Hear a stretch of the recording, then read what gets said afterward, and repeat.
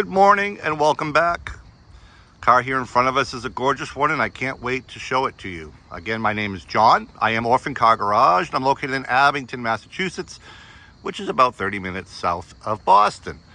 Car here in front of us, of course, is a Ford. It's a Ford from the year 1959 and this is a Galaxie Sunliner. Sunliner meaning a soft top convertible. This particular car is here on consignment. Sadly, the gentleman that owned this vehicle passed away and his family has asked us to try to find its next forever home.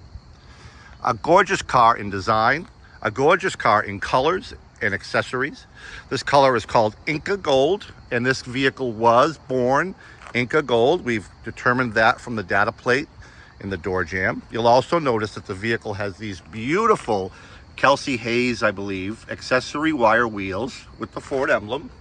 Those would have been correct for 1959 as an accessory. I believe Galaxie Hayes produced those. Someone could correct me if I'm wrong. Beautiful, correct, wide white wall tires. When this car was restored, no expense was spared. As we go around the back, you'll notice right away that the vehicle has the accessory Continental kit. Now that's a matter of taste. You either love it or you hate it. The good thing about it is, if you hate it, they're easily removed. They are certainly not a permanent fixture to the car. This bumper here is the factory bumper that mates right up to the body of the vehicle. You remove these extensions, the shelf, and the tire, and the carrier, and put the bumper right back where it belongs, and voila, you no longer have a Continental kit. They're a bit controversial. You either love them or you hate them. I am not a huge fan of them. I will be the first to admit, if I owned this car, I would probably remove it. But it's an absolute matter of taste. It is rather classy. This particular one is well done, matches the vehicle perfectly, and was obviously very expensive to install. The next owner can decide what to do with that. Leave it or remove it. Now, the interior is gorgeous in this car. We believe that some of this interior is original. I don't think the seat covers are. I think the seat covers are beautiful reproductions of the original that were probably replaced when the car was restored. The door panels and side panels, however, I do believe are original. There's just enough patina on those to lend me to believe that those are from 1959. I could be wrong. The family is currently going through the records. We're trying to find receipts for the restoration. The gentleman purchased this car as you see it. So it was restored by a previous owner. The family believes they do have some receipts and records on its restoration, and they're currently trying to find those for us. But in the meantime, the car absolutely, positively speaks for itself. Back to the interior real quick, because I tend to forget little details, and when I'm done with the video, I'm always like, shoot, I forgot to mention that. You probably noticed, if you're pretty keen, this car has power windows. Power windows, very rarely seen on these. And guess what? They all work flawlessly. I believe the motors work so nice at all four windows. I'm going to assume that all four motors for these windows have been reworked because they're just smooth as silk. They're not slow and logy. Power windows. Car also has power steering and brakes, which is a good thing in a big car like this. There's your data plate, which backs up the color code of Inca Gold. Car was born Inca Gold. We believe also that this car could have originated here in Massachusetts, which would make it very unusual. Why? Well, we found this very old, what appears to be original for this car, inspection sticker from Massachusetts.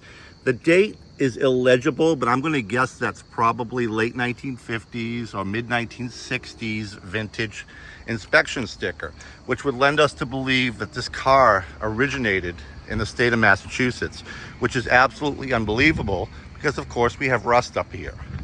There is no rust on this car. There is no rust on this car. Car was professionally restored, no expense spared, appears to be a nut and bolt restoration.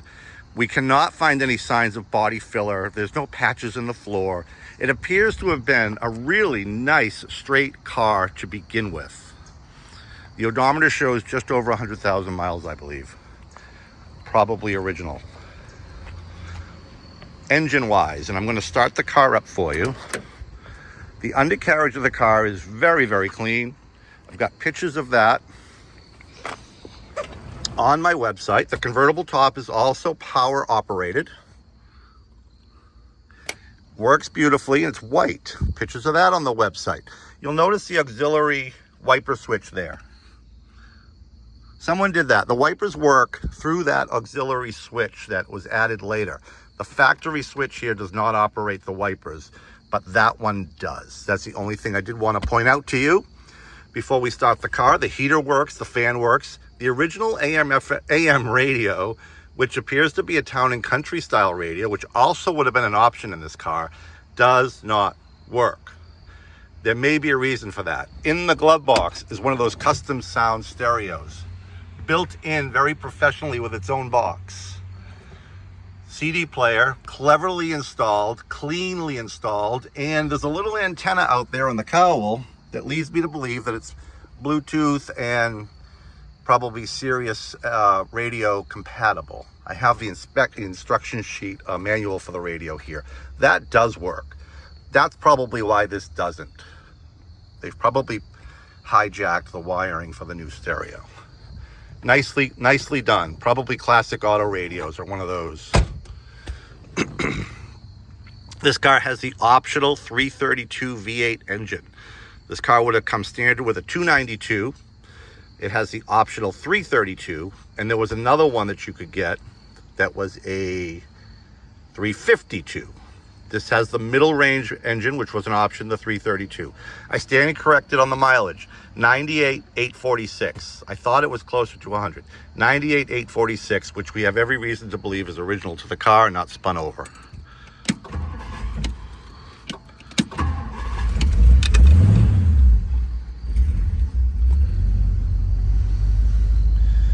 Nice running car. Hood pops right up. It does have seat belts added. They're not factory. They're aftermarket. They tend to flop around. Nice door jambs. If you didn't already notice that.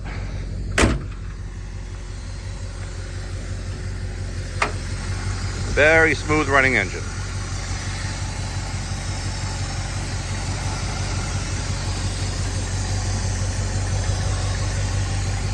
Don't beat us up on the red heater hoses. I know. Easily swapped out if you didn't like them. I see online all the time, why are the heater hoses red? I assume it's to let everybody know that there's hot water running through those. Not correct, of course. The factory probably would have had black hoses. Easily swapped if you didn't like them. I know I'm going to get a comment about the red heater hoses.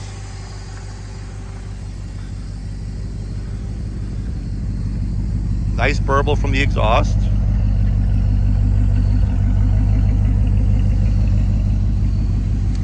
This car has the 3-speed cruise-o-matic automatic transmission in it.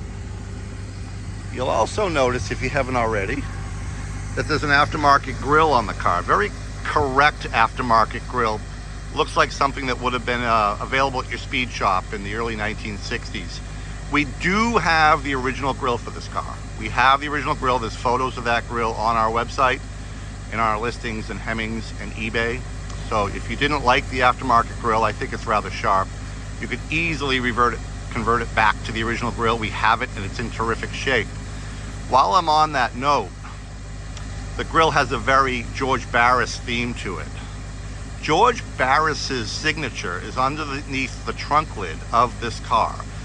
The family tells us that that is, in fact, George Barris's actual signature. Now, how it got there, when this car is in Massachusetts, and George Barris, of course, was out of California, I don't know. Maybe he was here for an event. Maybe this car was in a prestigious concourse, and George Barris was a guest. Anyhow, George Barris has signed the underside of the trunk lid on this car, which is kind of cool. Doesn't necessarily add a ton of value to the car, but it's definitely a conversation piece, and if you're a George Barris fan, you'll like that. And this grille sort of has a George Barris feel to it, so maybe that grille has something to do with his signature. Again, a nice running, smooth V8. Very nice temperament. Car runs and drives absolutely fantastic. There's really nothing you need to do to this car but drive it. Check the values on these cars. I've been checking them. The family's checked them.